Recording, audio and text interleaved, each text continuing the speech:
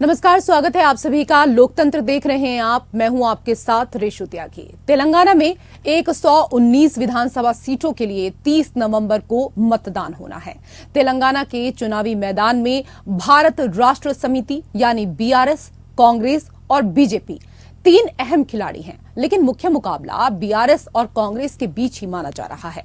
हालांकि चुनाव में एआईएमआईएम को नजरअंदाज नहीं किया जा सकता। ओवैसी की पार्टी गेम चेंजर साबित हो सकती है। तेलंगाना में बीआरएस लगातार तीसरी बार सत्ता बरकरार रखने की कोशिश कर रही है, जबकि कांग्रेस पूरी ताकत से संघर्ष कर रही है और वापसी के लिए पूरी ताकत लगा रही है। और वहीं बीजेपी ने भी सत्ता में आने के लिए कोई कोर कसर नहीं छोड़ी है।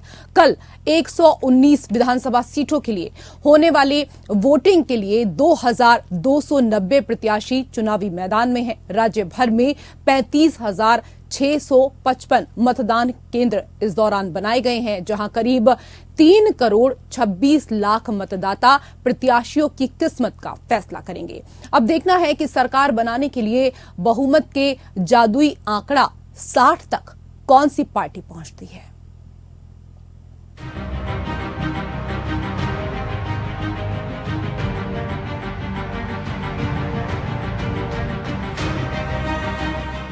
तेलंगाना विधानसभा चुनाव में अब बारी मतदाताओं की है।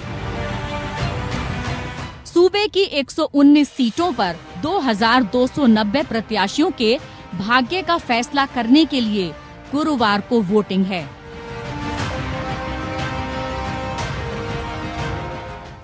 इस बार कांग्रेस और बीआरएस के बीच सीधी लड़ाई है, तो बीजेपी इसे त्रिकोणीय बनाने में जुटी है।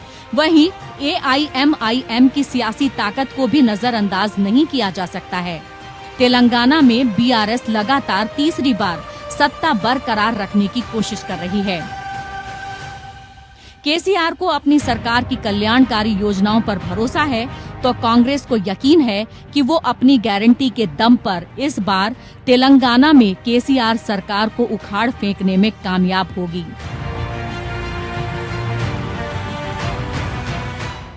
राहुल गांधी मुख्यमंत्री केसीआर पर परिवारवाद और भ्रष्टाचार के आरोप लगाते रहे हैं।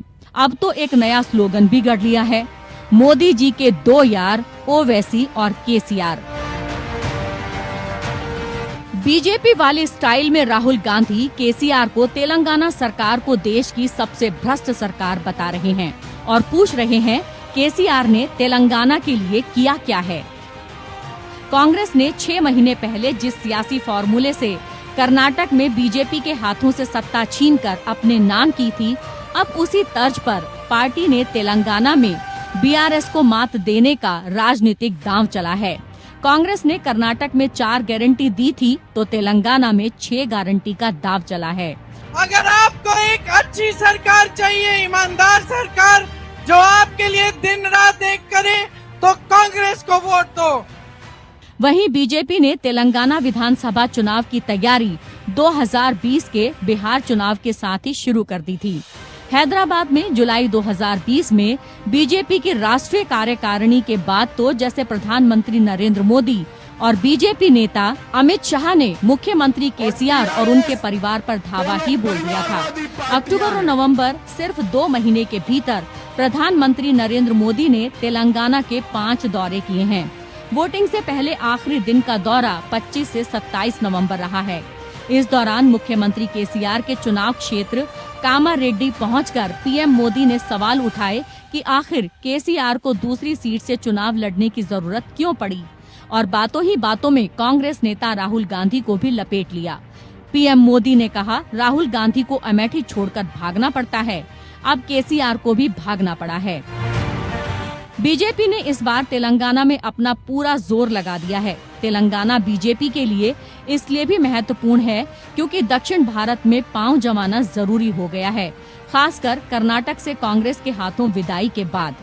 पूरे चुनाव प्रचार में बीजेपी ने केसीआर सरकार के भ्रष्टाचार, परिवारवाद और मुस्लिम आरक्षण को मुद्दा बनाया है, जबकि कांग्रेस और बीआरएस अल्पसंख्यक वोटरों को अपने पाले में करने के लिए जी तोड़ मेहनत करती दिखी। तेलंगाना में 12.7% मुस्लिम वोटर्स हैं, जो 2014 के पहले कांग्रेस को अपना वोट करते थे, लेकिन तेलंगाना के गठन के बाद से चंद्रशेखर राव या केसीआर के साथ जुड़ गए हैं।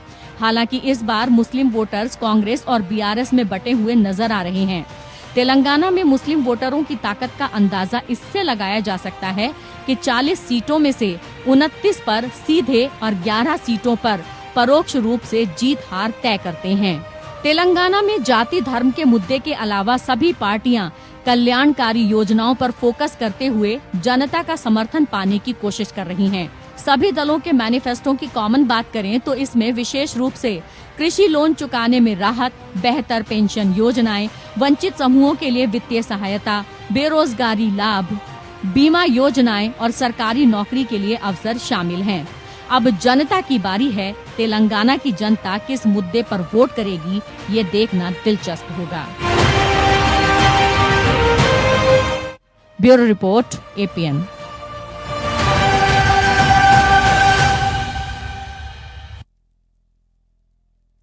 जी हाँ, तो तेलंगाना में बीआरएस लगातार तीसरी बार सत्ता बरकरार रखने की कोशिश में लगी हुई है, जबकि कांग्रेस पूरी ताकत से संघर्ष कर रही है और वापसी के लिए ताकत लगा रही है। तो वहीं बीजेपी ने भी सत्ता में आने के लिए इस बार कोई कोर कसर छोड़ी नहीं है। लेकिन 3 करोड़ 26 लाख मतदाता ये तय करेंगे कि वो आखिरकार तेलंगाना में किसका भाग्य बदलने वाले हैं, और ये भाग्य जब बदला जाएगा, जब रिजल्ट आएगा, नतीजे आएंगे, और इसके लिए इंतजार करना होगा 3 दिसंबर का। फिलहाल कल चुनाव होना है, इसको लेकर हम चर्चा करेंगे। पैनल में कई खास मेहमान हमारे साथ जुड़ चुके हैं। सबसे पहले उनका परिचय आपके साथ करा देते हैं। हमारे साथ बीजेपी के नेता देवेंद्र प्रमुख जुड़ चुके हैं, बहुत स्वागत आपका। हमारे साथ कांग्रेस के प्रवक्ता प्रखर सिंह भी जुड़ चुके हैं, आपका भी बहुत स्वागत। बीआरएस नेता प्रिया गुप्ता हमारे साथ जुड़ चुकी हैं, आपका भी बहुत स्वागत। और राजनीतिक विश्लेषक राजलक्ष्मी जोशी जी भी हमारे साथ जुड़ चुकी हैं। राजलक्ष्मी जी, तेलंगाना विधानसभा चुनाव में अब बारी मतदाताओं की है। सूबे की 119 सीटों पर 2290 प्रत्याशियों के भाग्य का फैसला करने के लिए सुबह मतदान होना है, और इस बार कांग्रेस बीआरएस के बीच सीधी लड़ाई है, तो बीजेपी इस मुकाबले को त्रिकोणीय बनाने में जुटी हुई है। तो वहीं एआईएमआई की सियासी ताकत को भी इन चुनावों में हम नजरअंदाज नहीं कर सकते हैं। किस तरीके से विश्लेषण करना चाहेंगी आप आज तेलंगाना को लेकर? नमस्ते रेशु जी। और सबसे पहले आपके सभी दर्शकों को आग्रह है कि कल जाके ये जो भी पार्टियां लड़ रही हैं उनका भाग्य आपके हाथ में है, और आप अपना केवल अधिकार ही नहीं, आपका ये कर्तव्य है कि जाकर मतदान जरूर कीजिएगा, जो भी तेलंगाना में है। और ये तेलंगाना जो है, ये आप अगर देखेंगे कि सबसे नया राज्य है, और इसमें अगर आप एक और बात ये है कि दोनों अभी जब से तेलंगाना एग्जिस्टेंस में आया है, तब से केवल बीआरएस और वही राज में रहा है। और अभी आज की स्थिति ऐसी है कि बहुत ही एक इंटरेस्टिंग सिचुएशन है यहाँ पर, कि जो 2 राष्ट्रीय स्तर की जो पार्टियां हैं बड़ी बड़ी, वो यहाँ पर अपने अस्तित्व के लिए लड़ रही हैं, और यहाँ की जो रीजनल पार्टी है जो राष्ट्रीय स्तर पर जाने की कोशिश कर रही है। जो मतलब ये जो है ना, बहुत ही एक इंटरेस्टिंग सिचुएशन है। और अभी शुरू में ऐसा थोड़ा लग रहा था कि जैसे बीआरएस थोड़ी सी ज्यादा स्ट्रांग लग रही थी, जो पहले जो टीआरएस थी और आज जो बीआरएस है, तो वो थोड़ी सी और स्ट्रांग नजर आ रही थी, और ऐसा लग रहा था कि शायद हो सकता है कि तीसरी बारी भी बीआरएस ही आ जाए। लेकिन अभी जो स्थिति है, ऐसा लग रहा है कि जैसे आपने कहा कि ये त्रिकोणी एक स्थिति लग रही है मुझे। और उतना ही नहीं, जो अभी जैसे कांग्रेस और बीआरएस दोनों आपस में जो है वोट कटिंग अपना अपना करा रहे हैं, और जो बीजेपी जो है वो और उसमें प्रबल नजर आ रही है। मतलब बीजेपी को इस बार कहीं ना कहीं फायदा मिलता हुआ नजर आ रहा है, ये आप कह रही हैं, क्योंकि अगर पिछले चुनावों की बात करें तो केवल 1 सीट बीजेपी के खाते में गई थी। हाँ, तो अभी बीजेपी जैसे आपको सबको पता है ये कैडर बेस्ड पार्टी है। तो बीजेपी ने ज्यादा जोर हमेशा ये अभी साउथ इंडिया में जो है स्पेशली उन्होंने अपना जो ऑर्गेनाइजेशन तैयार करने में लगाया हुआ है। अगर आप देखेंगे कि जैसे तेलंगाना में है और तमिलनाडु में है तो बहुत ज्यादा जोर दिया हुआ है। और मुझे सच बोलो तो अभी फिलहाल तो ऐसा नहीं लग रहा कि एकदम पूरे सत्ता में आ जाएगी बीजेपी, लेकिन ये यहाँ पर दो जो सेकंड पोजीशन है जो बहुत ही इम्पोर्टेंट है उसमें तो जरूर आएगी और अपना एक अस्तित्व यहाँ पर वो अगर बनाती है तो ये जो है बहुत ही इंटरेस्टिंग होने वाला है अगले चुनावों में। क्योंकि चलिए देवेंद्र जी तो आपकी इस बात को सुनकर ही खुश हो गए होंगे, एक सीट से सेकंड नंबर पर इस बार आप आ सकते हैं देवेंद्र जी, जैसा कि राजलक्ष्मी जी कह रही हैं। जी रेशु जी, बिल्कुल राजलक्ष्मी जी ने जो बोला है वो सच के साथ बोला। और विश्लेषण के तौर पर जब हम सुनते हैं तो निश्चित कोई भी प्रवक्ता हो किसी पार्टी का वो उसको सीखने को ही मिलता है, क्योंकि जब कोर्ट में खड़ा होकर वकील अपनी बात रखता है तो उसमें हमारे जज साहब ही डिसीजन करते हैं कि पक्ष कौन सा ठीक था।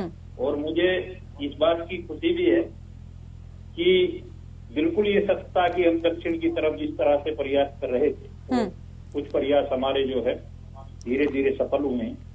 वैसे तो परीक्षण के तौर पे हमारी पार्टी इस बात के लिए जानी जाती है या तो हम जीतते हैं, जीतते नहीं है तो सीखते हैं। कभी हम लोग हार नहीं मानते। चुनाव को जो है उस पर मेहनत करना हमारी पार्टी का जो है कल्चर भी है और विश्वास भी है कि हम मेहनत के बल पर यहाँ तक पहुंचे।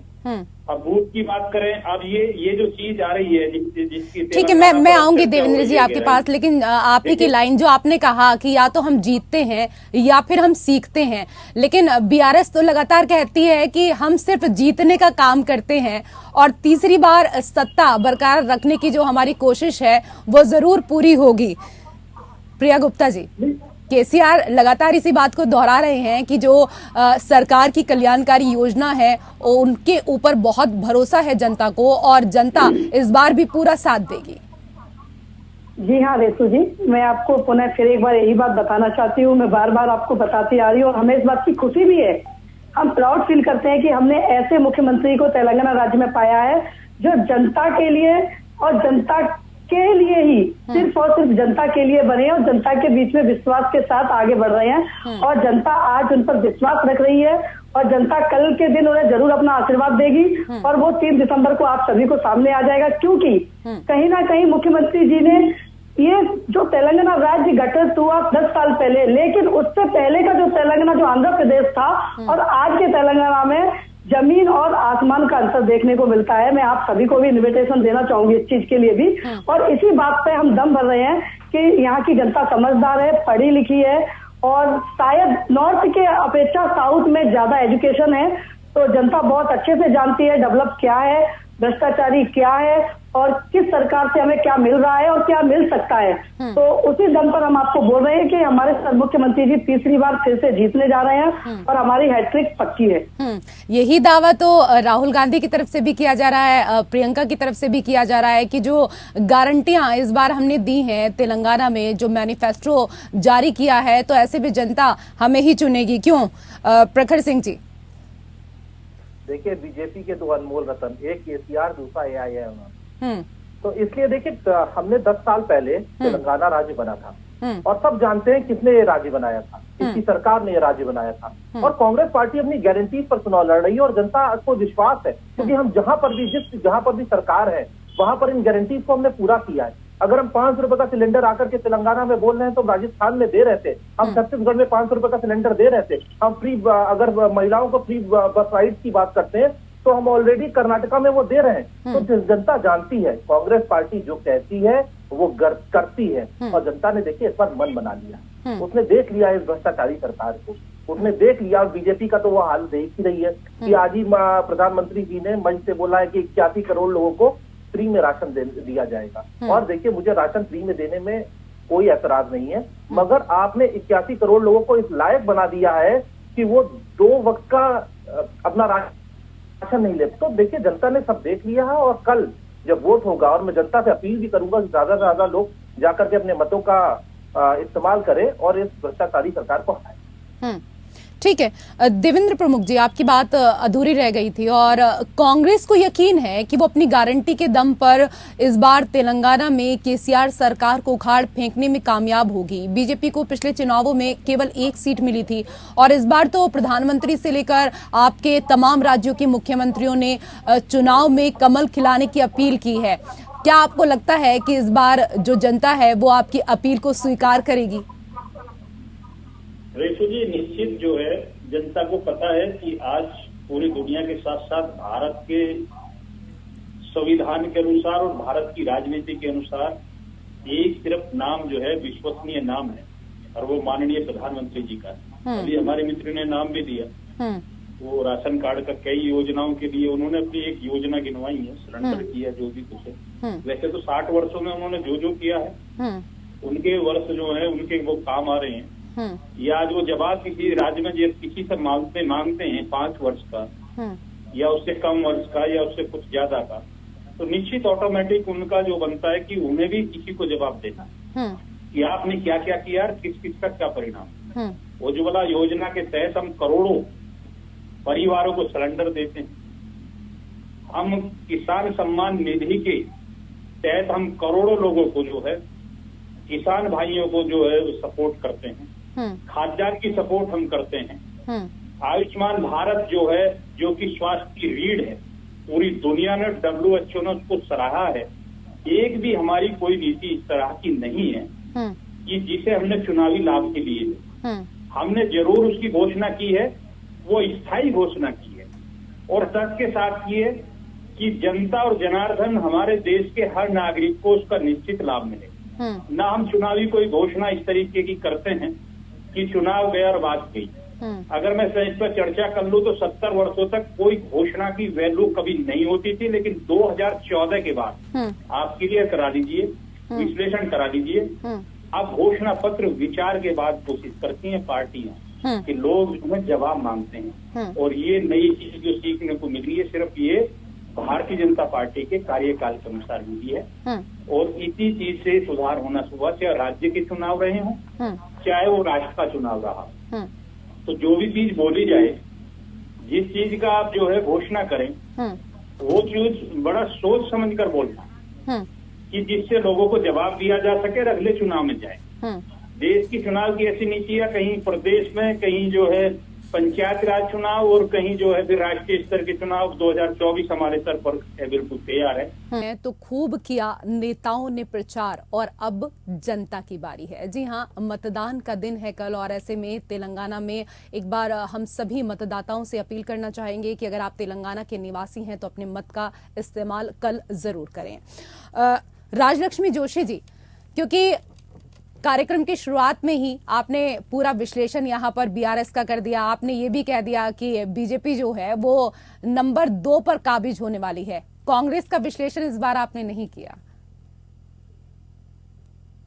जी देखिए, नंबर 2 पर कौन रहेगा ये तो बता दिया, लेकिन नंबर 1 पर कौन रहेगा इसके बारे में भी जरा कुछ बता दीजिए। जी देखिए, मुझे ऐसा लग रहा है कि जैसे मैंने आपको पहले भी बताया कि बीआरएस जो है वो उसको अभी फिलहाल एंटी इनकम्बेंसी तो है बहुत, लेकिन फिर भी उन्होंने बहुत सारे ऐसे विषयों पर जैसे अभी वो ये भी बात है कि वो अभी केसीआर जो है वो वहाँ पर काफी स्ट्रांग तो है और कांग्रेस में उनके मुकाबले में ऐसा कोई नजर नहीं आ रहा, ऐसा देखा जाए तो आप ऐसा देखेंगे तो फिर उनको वहां से हटाना थोड़ा सा मुश्किल है कांग्रेस के लिए। और मैं कांग्रेस के लिए ये कह रही हूँ, इसीलिए कह रही हूँ क्योंकि कांग्रेस सबसे ज्यादा समय आंध्र प्रदेश में रह चुकी है और वहां पर आज भी अगर आप देखते हैं तो प्रियंका गांधी और राहुल गांधी वो इंदिरा अम्मा की बात बार बार याद दिलाते रहते हैं और प्रियंका गांधी ने यहाँ तक कह दिया कि मैं इंदिरा गांधी जैसे नजर आती हूँ आपको, मैं इंदिरा गांधी जैसे दिखती हूँ, तो उस बात का वो फायदा उठा रही है।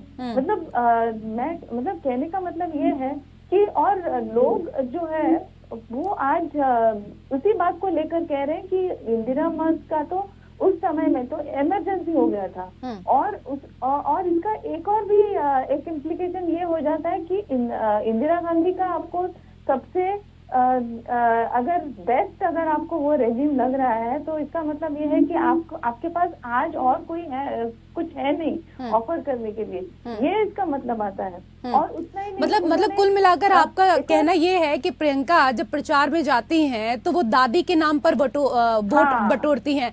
पर ठीक है ना, अगर दादी के नाम पर भी लोग वोट दे रहे हैं तो दिक्कत क्या है, क्योंकि हिमाचल भी जीता, कर्नाटक भी इसी तरीके से जीता, और दादी जैसी लगती हैं तो इसमें बुराई क्या है? क्योंकि आप भी देखिए, आपने घर में परिवार का कोई ना कोई सदस्य ऐसा होगा जिसका चेहरा आपसे मिलता होगा, आपका चेहरा उनसे मिलता होगा, तो ये तो होता ही है घर में। अगर प्रियंका दादी जैसी लगती हैं तो इसमें कोई बुराई की बात नहीं है, ये तो अच्छी बात है। कम से कम इंदिरा जी याद आती रहती हैं लोगों को।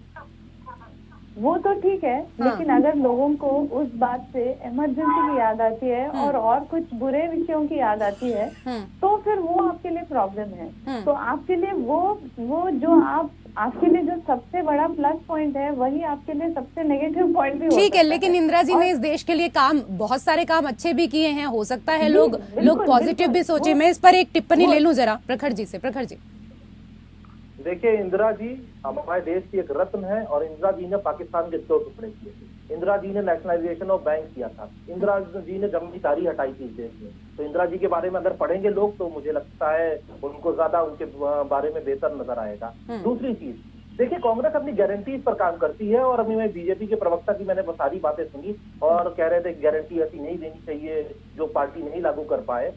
तो भाई 1200 रुपए का सिलेंडर ये यूपी में दे रहे हैं और 450 रुपए का सिलेंडर आके कहते हैं राजस्थान इलेक्शन में। तो जहां पर आप सरकार में वहां दे नहीं रहे हैं और जहां सरकार में नहीं वहां पर आके 450 रुपए का सिलेंडर कहते हैं। यहाँ पर अभी तेलंगाना में 955 रुपए का सिलेंडर आज के टाइम पर है, 900 रुपए के ऊपर है। 500 रुपए का सिलेंडर अगर हम कहते हैं तो हम अपने राज्यों में देते हैं। दूसरा इन्होंने बात करी, इन्होंने क्या उज्ज्वला योजना की बात करी। तो उज्ज्वला योजना में मैं फिर से आपको एक डेटा बताता हूँ कि 50% लाभार्थी जो है वो दूसरी बार का सिलेंडर नहीं भरवा पा रहे हैं और 4.5 करोड़ लोग ऐसे हैं जो पहली बार का सिलेंडर नहीं भरवा पा रहे हैं। तो उज्ज्वला योजना की बात आप छोड़ दीजिए, जब हम सेंट्रल गवर्नमेंट में थे तो 400 रुपए का सिलेंडर देते थे, आप 1200 रुपए के ज्यादातर स्टेटों में दे रहे हैं। खाली चुनावी वादा करने के लिए 450 रुपए का आपने बोल दिया वहां पर राजस्थान में आकर के, तो झूठ बोलते हैं। उसके बाद आपने कहा कि जो आपकी स्वास्थ्य योजना है, कैग की रिपोर्ट है कि उसमें एक नंबर में 7.5 से ज्यादा, एक ही नंबर पर 7.5 लाख से ज्यादा लोग रजिस्टर्ड हैं। इस घोटाले को आप नहीं पकड़ रहे हैं, उस पर आप जांच नहीं कराएंगे, सिर्फ आके झूठ बोलना। आप कहते हैं प्रधानमंत्री जी पर विश्वास किया जाए, तो प्रधानमंत्री जी ने मंच से अजीत पवार को भ्रष्टाचारी बोला था और उसके बाद वित्त मंत्रालय दे दिया है महाराष्ट्र में। तो विश्वास करने की तो कोई वही राय नहीं रही, क्योंकि झूठ मंच से। चलिए ठीक है। पहले मैं सिलेंडर वाली बात पर करती है और ना कर रही है। ठीक है, सिलेंडर वाली बात पर जवाब ले लेती हूँ। देवेंद्र प्रमुख जी, जिन राज्यों के भीतर आपकी सरकार है, प्रखर जी कह रहे हैं कि सिलेंडर सस्ता करना है तो वहां करिए। राजस्थान में आपने कहा अपने मैनिफेस्टो में कि हमारी सरकार आती है तो हम सिलेंडर के दाम 450 कर देंगे, और शायद तभी आप लोगों ने अपने मैनिफेस्टो में प्रखर जी कहा कि हम 400 रुपए दाम कर देंगे। पहले इस बात पर ही जवाब दे दीजिए देवेंद्र जी। देखिए रेसू जी, अच्छा क्वेश्चन आया है, लेकिन शायद हमारे मित्र ये बोल रहे हैं कि आज भारत में हमारी सरकार है, पूरे भारत में हमारी सरकार पूर्ण बहुमत की सरकार है, हर राज्य हमारा है, हर चीज की जिम्मेदारी हमारी है। कल जो टनल में हुआ था, पूरी दुनिया जिसको देख रही थी, जिसको माननीय प्रधानमंत्री से लेकर देश के जो हैं विदेश मंत्री, गृह मंत्री, वो सारे मंत्रियां जहाँ नजर बनाए हुए थे, एक एक मजदूर की जान बचाने की गारंटी और जिम्मेदारी हमारी थी और विपक्ष उस पर ट्वीट उड़ा है। तो ये जो बात करते हैं हमसे, हम यही तो कहते हैं कि ये बोलकर ही फंसते हैं। हमारी कोई भी योजना है, आप राजस्थान की बात करें अपने सिलेंडर की, हमें उस समय को उस दौर को याद दिला रही। और थोड़ा सा जो है राजलक्ष्मी जी ने भी कहा था अपनी इंदिरा जी का जब सर्वेक्षण कर रही, वहां भी थोड़ा सा जाता हूँ, बुरा समय भी था। ठीक है, आप ठीक है, आप मुद्दों को लेकर बात करिए देवेंद्र जी, लेकिन मेरा आप लोगों से एक निवेदन है कि तेलंगाना पर बात कर रहे हैं तो ज्यादा फोकस जरा तेलंगाना पर ही रखिए।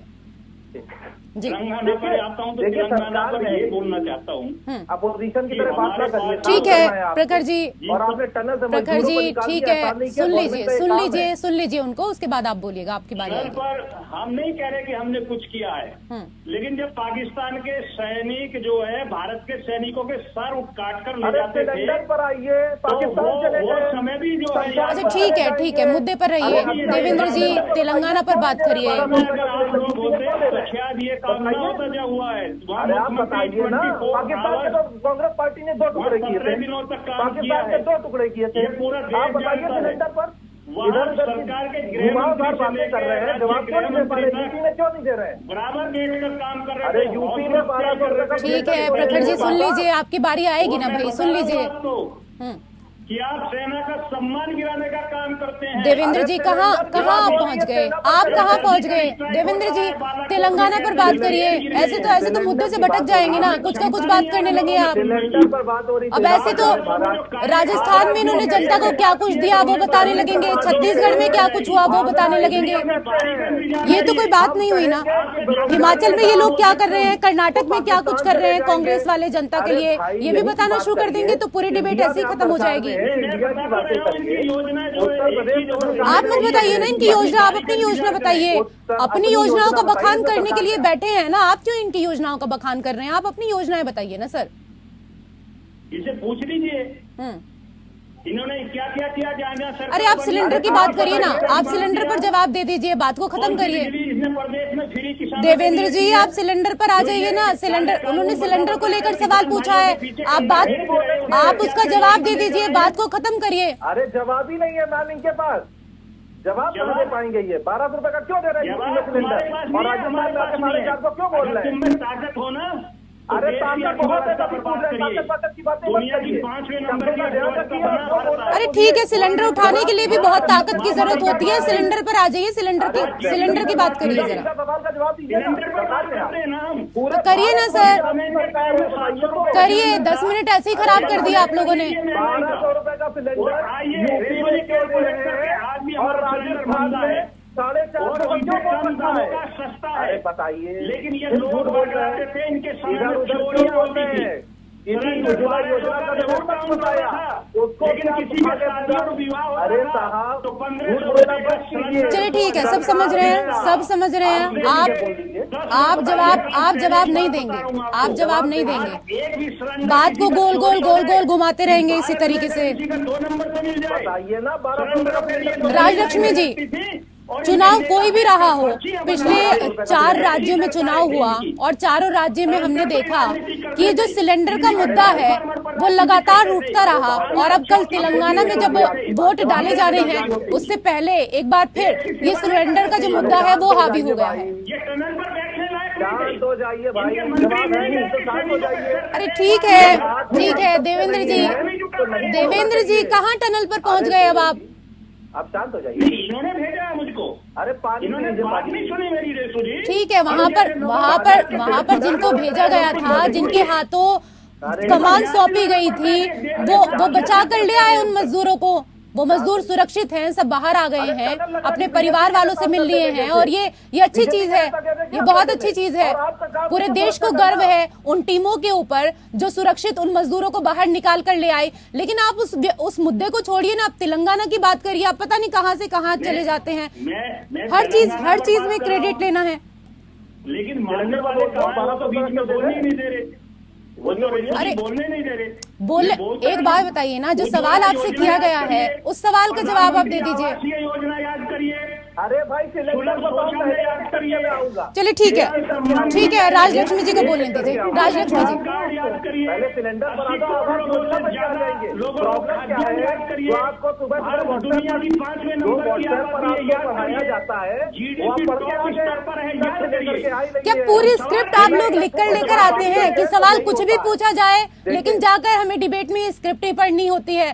हमेशा का काम हो गया है, गलत चीज है ये। राजलक्ष्मी जी जी देखिए, ऐसा है कि सिलेंडर पहले कितने भी दाम में मिलता होगा, लेकिन कितना मिलता था या मिलता था कि नहीं लोगों को, ये सबसे बड़ा सवाल है। अभी आज के टाइम में दो चीजें बदली हैं कि एक तो ऐसा है कि वो उसके लिए जो स्पेशली जो गांव में है जो है, अभी पहले क्या होता था कि गांव में तो कम से कम ऐसा था कि आपको चौराहे पे कहीं पे वो एक कोई टेम्पो वाला आता था और उसको जितनी मर्जी वो लेके आता था सिलेंडर। मेरे गांव में तो ऐसे ही होता था। और वहां पर अगर समझिए महिलाओं को उसकी खबर नहीं मिली तो वो वहां पर जाके पहुंच नहीं पाएंगे, और या फिर वो वहां पर पहुंचते पहुंचते वो सिलेंडर खत्म हो जाते थे तो उनको मिलता ही नहीं। तो ये जो है वो आपको भले फोकट में भी अगर कोई देता होगा तो भी वो मिले तो ना आपको उसका फायदा होगा। तो आज के टाइम में ऐसा है कि कम से कम आपको जो भी है वो सिलेंडर मिलते हैं, आपको उसके जैसे आप ऑर्डर देते हैं आपको मिल जाता है। तो वो जो अवेलेबिलिटी है उसका एक तो वो इश्यू है, तो वो इमीडिएटली आपको अवेलेबल है।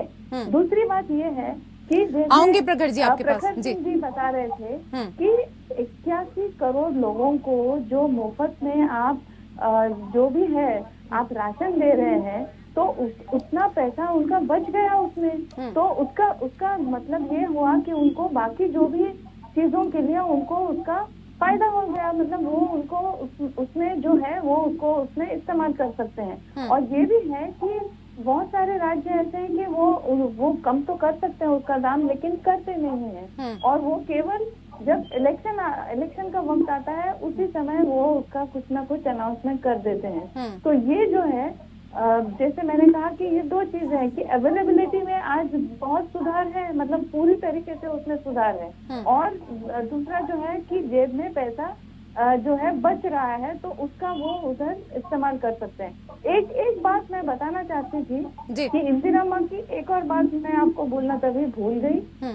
एक और बात ये है कि आपको पता है कि जब उनका देहांत हुआ, जब उनका असैसिनेशन हुआ, वो कहाँ की एमपी थी आपको पता है? वो तेलंगाना में मेकड जगह की एमपी थी। तो उनके बाद आप मुझे बताइए कि कितने बार कांग्रेस जीती है? कभी नहीं जीत पाई। तो इंदिरा माँ का इतना असर था, इतना प्रभाव था वहाँ पर कि वो कांग्रेस वहाँ पर फिर कभी आ ही नहीं पाई। उसके बाद वहाँ पर केवल और केवल ये जो टीआरएस है, बीआरएस है, वही वहाँ पर आ सके। तो ये ऐसा क्यों हुआ? मतलब कांग्रेस का उधर कुछ ना कुछ तो उधर वीकनेस था। तो मैं ये कहना, ठीक है, ये सवाल ये था प्रखर जी आपसे भी कि इंदिरा जी के जाने के बाद जो प्रभाव था क्या वो खत्म हो गया? कांग्रेस उतनी प्रभावशाली नहीं रही जितना इंदिरा जी के टाइम में होती थी। देखिए, इंदिरा जी हमारे शीर्ष नेतृत्व और बहुत पावरफुल लीडर थी। जब एक पावरफुल लीडर की जिस तरीके से हत्या करी गई उससे देश दहल गया, तो उससे कांग्रेस पार्टी भी दहली हुई। कांग्रेस पार्टी कई राज्यों में अपनी यूनिट को संभाल रही थी। बहुत सारी चीजें, राजीव जी आए थे एकदम से पॉलिटिक्स में, किसी के घर में ऐसी हत्या कर दी जाए, वो मंजर सोचने वाला था, वो देश के लिए भी सोचने वाला मंजर था। आप हमसे सवाल कर रहे हैं उस बात पर, इंदिरा जी की बात करती हैं, इंदिरा जी पर इन्होंने देखिए हमको सबसे अच्छी मुझे खुशी इस बात की है कि राजनीतिक विश्लेषक बीजेपी प्रवक्ता के सारे जवाब दे रही थी और उनसे बेहतर जवाब दे रही थी। ये तो एक अच्छी चीज है। दूसरी चीज, राजनीतिक विश्लेषक जी ने दो चीजें बताई। इन्होंने कहा कि हम तो बचपन में हमको सिलेंडर नहीं, मैं तो देखिए यूपी का हूँ और यूपी में हमारे हलवाई बचपन में सिलेंडर से ही बनाते थे और मैडम 400 रुपए का सिलेंडर मिलता था 2014 तक। 1200 रुपए का सिलेंडर आज मिला है। बहुत तो बीजेपी वाले अपने में जवाब दीजिएगा। आप पहले 1200 रुपए देखिए, उन्होंने आपका जवाब दिया तो मुझे उनको जवाब देने दीजिए। मत बोलिए, प्रदेश का निवासी हूँ और सर के साथ बोलता हूँ, आपकी सरकार जितनी भी रही है, अगर किसी एमएलए या एमपी के बिगड़ किसी शादी वाले को सिलेंडर मिले हो तो आपके गांव में घर में मिल जाओगे, मेरे क्षेत्र में आ जाइए, आपको घर घर दिलवा दूंगा एक आदमी खड़ा करके। झूठ बोलने से कुछ होता है? सर के साथ आइए ना, आप बढ़िया बढ़िया बनते रहिए, आप राजलक्ष्मी जी ने आपने बताया ना चौराहे की स्थिति, गाँव में महिलाएं सिलेंडर के लिए 3-3 महीने तक लाइन में लगकर भी नंबर नहीं आता। ये हालत है सिलेंडर के। भूल जाइए आपके सिलेंडर जिस घर में होता था वो परिवार। ठीक है, रिपोर्ट्स और आंखों देखी हाल दोनों में बहुत अंतर होता है, दोनों में बहुत अंतर होता है। लेकिन प्रिया जी, यहाँ बात सिलेंडर की हो रही है और तेलंगाना में आप लोगों ने भी अपने मैनिफेस्टो में कई गारंटियां दी हैं, क्या सिलेंडर भी उसमें शामिल है? ठीक है देवेंद्र जी, धैर्य बनाए रखिए। प्रखर जी, ठीक है, शांत हो जाइए। सवाल अब प्रिया जी से है। ठीक है, उनको भी सुनने दीजिए भाई। प्रिया जी,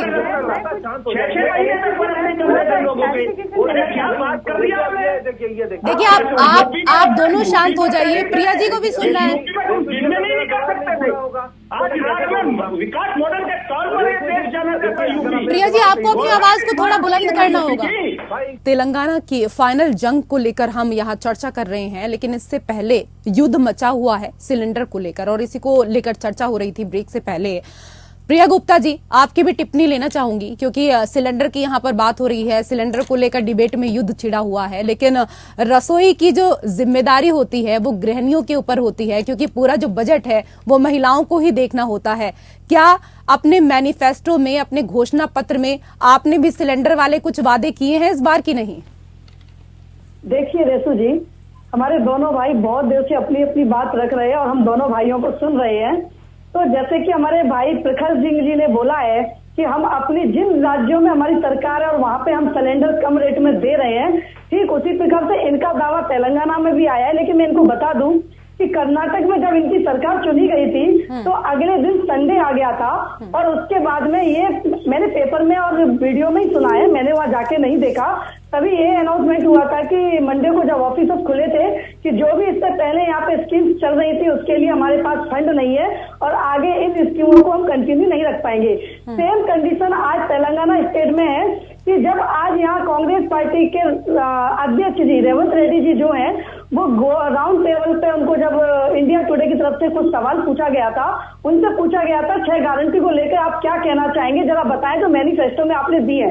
तो उनका एक ही जवाब आया था आज कि मैं मैनिफेस्टो के बारे में मैं कुछ नहीं बोलूंगा कि और आप भी मुझसे उसके बारे में मत पूछिए, अगर आपको पूछना है तो विकास के बारे में पूछिए। तो इससे कहीं ना कहीं इनकी नीयत ये दिख गई कि आप जो भी वादे कर रहे हैं उनसे आप मुकरने वाले हैं। और रही बात तेलंगाना स्टेट में हमारे मुख्यमंत्री जी द्वारा मैनिफेस्टो में सिलेंडर की प्राइसेस को लेके, तो ऑलरेडी जो गरीबी रेखा के लोग हैं उनको यहाँ पर सिलेंडर कम रेटों में दिया जाता है और आज भी मैनिफेस्टो में सेम वही चीज हमारे। ठीक है, अभी जिन बातों का आपने जिक्र किया यहाँ पर, जाहिर सी बात है कि मैनिफेस्टो में क्या कुछ है ये तो याद नहीं रहा होगा कांग्रेस को, क्योंकि इस बार तो लगातार किस तरीके से निशाना साधना है बीआरएस के ऊपर, बीजेपी के ऊपर, इसी में लगी हुई थी कांग्रेस पार्टी। और इस दौरान राहुल गांधी की तरफ से कहा भी गया कि मोदी जी के 2 यार ओवैसी और केसीआर।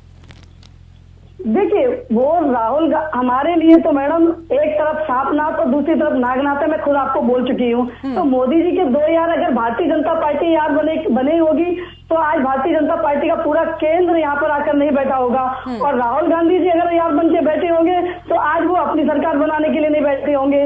कहीं ना कहीं पूरी बड़ी बड़ी पार्टियां, भले ही यहाँ आज तेलंगाना राज्य में चंद्रशेखर राव जी की पार्टी सबसे ऊपर है, लेकिन ये दोनों पार्टियां जितना भी जोर यहाँ लगा रही है उससे तो कहीं से भी ये सामना नहीं होता है कि दोनों पार्टियां एक यार है, पहली बात। रही बात दूसरी कि जैसे कि आज आपने बोला कि आज कांग्रेस तेलंगाना में आकर के एक इल्जाम और लगा रही है बीआरएस पार्टी के ऊपर, जो आज चुनावों के दौरान ही राहुल गांधी जी द्वारा लगाई जा रही है कि जब 3 तलाक मोदी जी द्वारा लाया गया था तो उस पर बीआरएस पार्टी चुप थी। आज हमारे पार्टी की तरफ से उनको यही जवाब दिया गया और मेरी तरफ से भी जो यार की बात है उसके लिए हम आपको बोलना चाह रहे हैं, उसके लिए ये बात मैं रख रही हूँ कि तब कांग्रेस भी चुप थी, तब बीआरएस भी चुप थी। तो इसका मतलब दोनों यार कैसे हुए? और अगर बीजेपी के साथ में अगर यारी हुई तो फिर लाने वाली सरकार तो बीजेपी थी। तो कहीं ना कहीं आप देखिए ये एक दूसरे के ऊपर आरोप लगा रहे हैं कि कभी बीजेपी ए टीम कांग्रेस की बताती है, कभी कांग्रेस बी टीम बीजेपी की बताती है, लेकिन सही मायने में ये आपस में दोनों पार्टियां अपना अपना अस्तित्व बनाने की यहाँ कोशिश कर रही है, जो कहीं से भी हो नहीं सकती। अब रही बात इंदिरा के ये अस्तित्व बनाने की कोशिश कर रहे हैं और आप अस्तित्व मिटाने की। रेसू जी तो इंदिरा के शासन में मैं आपको बता दूं कि ये कांग्रेस का वही शासन था जहां पर हमारे तेलंगाना राज्य के पीवी नरसिम्हा राव जी सभी को याद होंगे। और अंत में जब उनकी मृत्यु हुई थी तो कांग्रेस सरकार ने उनका अंतिम संस्कार करने में भी उनके शव की क्या हालत कर दी थी, आप इतिहास उठा करके देख लीजिए। तो कहीं ना कहीं आप अपने वादे पर कांग्रेस पार्टी नहीं रहती है। मैंने कल भी बोला था, लिखी हुई स्क्रिप्ट पढ़ना इनका काम है। और रही बात और 52 ईयर से ऑलरेडी आपकी सरकार यहाँ रही है और जो काम आप 52 साल में तेलंगाना राज्य में नहीं कर पाए, आज 10 साल में वो काम बिहार सरकार ने यहाँ किया है। फिर भी आप कोशिश कर रहे हैं, आपके कोशिश करना आपका अधिकार है, आप कर लीजिए। हम तीसरी बार अपना चुनावी अधिकार हम अपना लेने जा रहे हैं। हमारा मतदाता खुश है और तीसरी बार चंद्रशेखर राव जी को मुख्यमंत्री के रूप में देख रहा है। ठीक है, राजलक्ष्मी जी आप कुछ कहना चाह रही थी। आप जो कह रही हैं वो तो अपनी बात यहाँ पर कहिए, लेकिन इसके साथ ही एक चीज और, क्योंकि देश के 5 राज्यों में हो रहे विधानसभा चुनाव में, क्योंकि 4 में हो चुके हैं, तेलंगाना ने बाकी 4 राज्यों को पीछे छोड़ दिया। चुनाव आयोग ने करीब 700 करोड़ कैश बरामद किया है, जिसे वोट के लिए लोगों में बांटे जाने की भी तैयारी थी। इसको लेकर भी मैं आपसे चर्चा करना चाहूंगी। जी, और सबसे पहले मैं एक स्पष्टीकरण करना चाहूंगी कि मेरा जो गांव है वो कर्नाटक में है और रूरल एरिया है। तो वहाँ पर मुझे जो पता है कि हमारे जो रिश्तेदार हैं उनको जो गैस सिलेंडर मिलने में कितनी दिक्कत आती थी वो मुझे पता है। तो वो जो है वो मैंने साफ साफ बता दिया कि असलियत क्या थी अभी कुछ वर्षों पहले तक।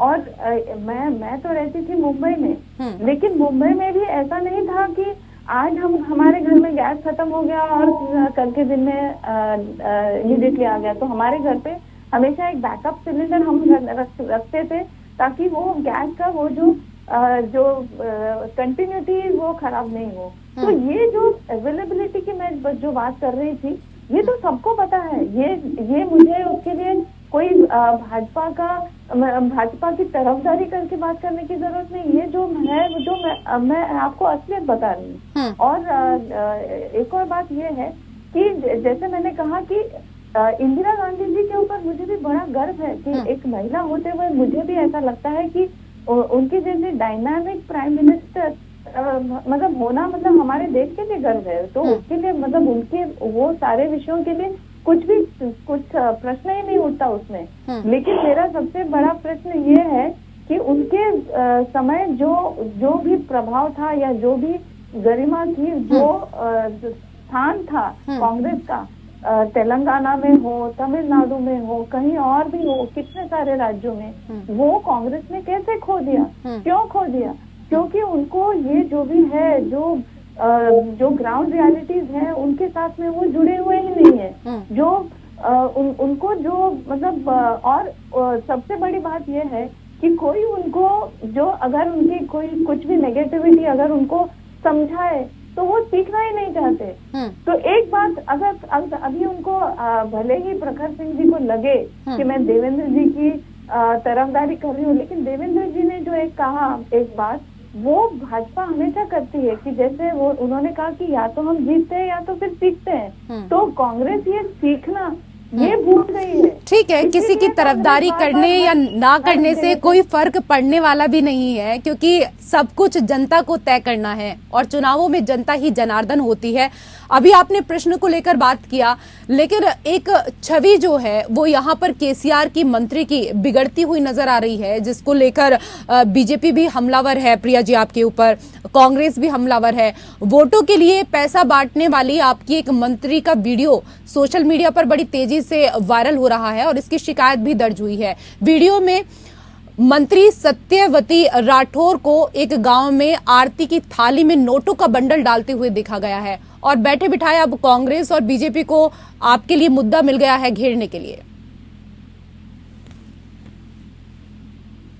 जी हाँ मैडम, मैं आपको बता दूं कि कांग्रेस जो सत्यवती राठौड़ मैडम है वो हमारी मिनिस्टर ही हैं, और जो नोटों की थाली के बंडल की जो पूजा के समय मंदिर में जो दिखाया जा रहा है वो चुनाव आयोग ने एट ए टाइम जाकर उसको ले लिया, अपने हाथों में ले लिया है। ये बात चुनाव का समय है बोल के इसको चुनावी मुद्दा भारतीय जनता पार्टी और कांग्रेस के लोग बना रहे हैं, लेकिन वास्तविकता ये थी कि उनकी मन्नत थी, क्योंकि मंदिर में चढ़ावा भगवान को तो रिश्वत नहीं दी जा सकती, भगवान को तो वोट खरीदने के लिए नहीं बोला जा सकता, वो चढ़ावा मंदिर में चढ़ाया जा रहा था। जो उनकी मन्नत थी, जो कार्तिक माह कुछ महीने का उनका मन्नत का लिया हुआ संकल्प था, उस संकल्प को पूरा करने के लिए वो चढ़ावा चढ़ाने के लिए वो गए हुए थे, लेकिन चूंकि चुनावी माहौल था और उस माहौल को देखते हुए कहीं ना कहीं इसको एक मुद्दे के रूप में भारतीय जनता पार्टी ठीक है, उनकी मन्नत थी तो थाली में डालने की क्या जरूरत थी?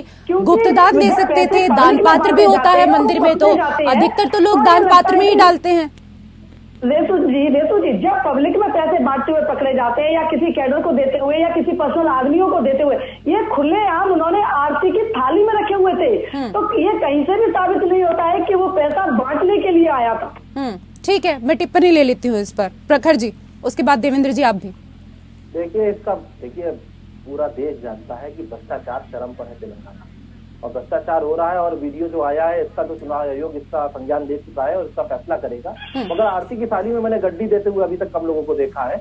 जब बहुत पैसा होता है तभी ऐसा कर पाते हैं, हम लोग तो 100-200 रुपए। तेलंगाना में रिवाज चलाया है। समय कम है प्रिया जी, प्लीज देवेंद्र जी से आखिरी टिप्पणी मुझे लेनी दीजिए जी। हमारी बारी में कोई मुझे बोलने नहीं देता, समय कम है इसलिए आखिरी टिप्पणी देवेंद्र जी आपसे जी। इन्होंने बोला कि जो काम हमने 10 साल में किया वो मैं ये कहना चाहता हूँ, जाकी रहे भावना जैसी देखी तैसी।